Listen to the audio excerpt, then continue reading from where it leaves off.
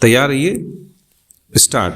अध्यक्ष महोदय, जिस भावना से मैंने यह बिल पेश किया है उसको विरोधी पक्ष के लगभग सभी सदस्यों ने एक मत से महसूस किया है कि देश में बेकारी की जो समस्या है वह एक भयंकर समस्या है और उसके कारण हमारे देश का विकास, चाहे वह सामाजिक हो, आर्थिक हो या सांस्कृतिक, रुका हुआ है और ऐसी स्थिति में हम आगे बढ़ नहीं सकते हैं।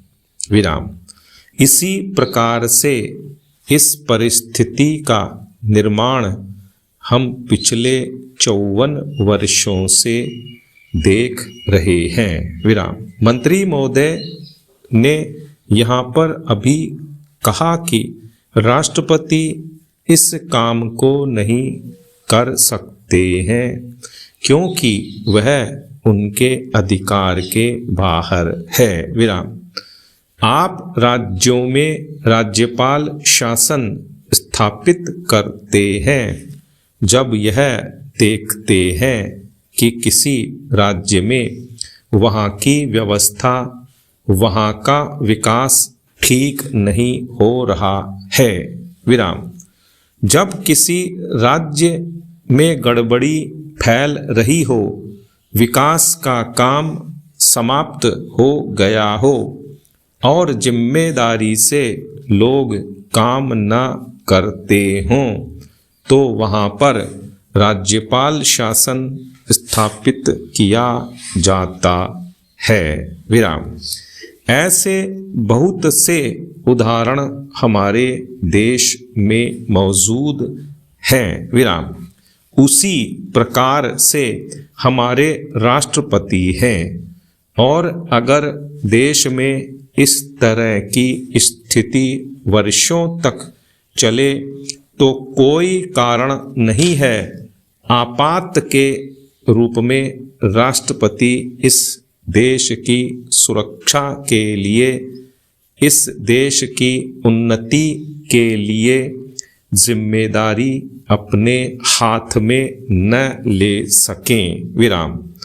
हमारे भाइयों ने बहुत से उदाहरण दिए हैं कि राज्यों में संयुक्त सरकारें नहीं चलीं, लेकिन उसके पीछे राजनीतिक हथकंडे थे। विराम।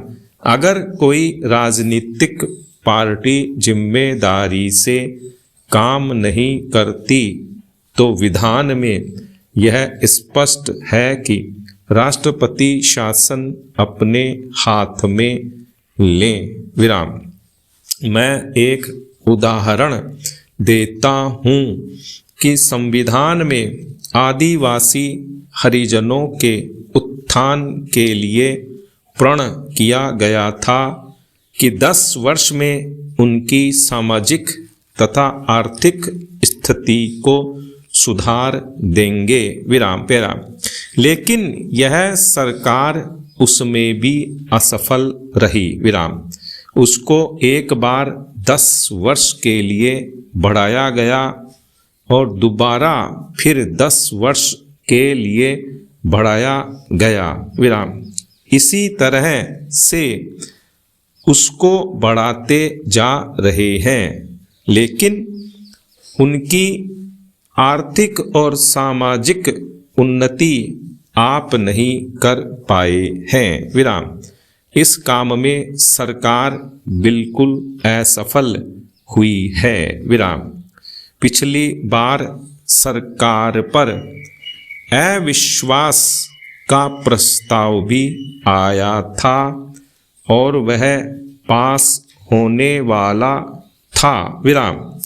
इसलिए मेरा कहना है कि हमारे देश में यह जो बेकारी की समस्या है वह एक बहुत ही भयंकर समस्या है। विराम।